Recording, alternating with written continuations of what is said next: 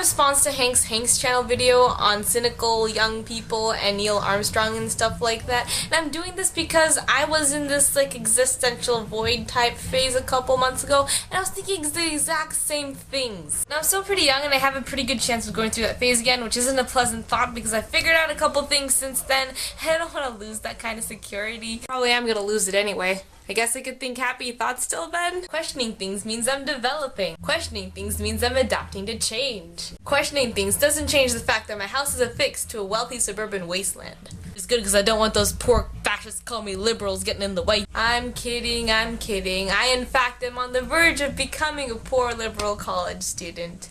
I'm not really good at this optimist thing, am I? But it's nothing new. I see it a lot with people my age. Like, we're really cynical for some reason.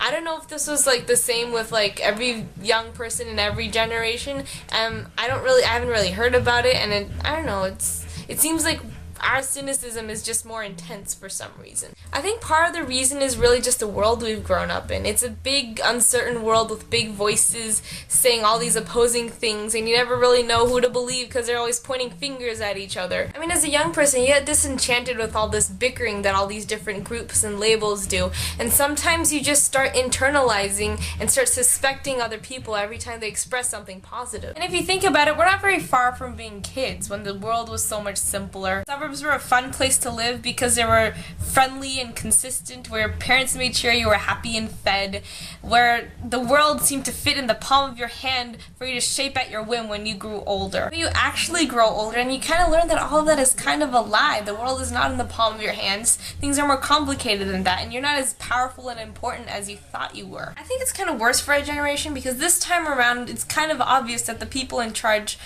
don't have all the answers, but they pretend they do, which just reinforces the idea that they're all trying to insult and fool you. So you see people celebrating someone or celebrating something, and you don't really believe it. Everything else is fake and uncertain. Why would this be any different? But by saying that, we're forgetting that things can be different. Obviously, Neil Armstrong was a human being. He had mistakes. He made mistakes. He had faults.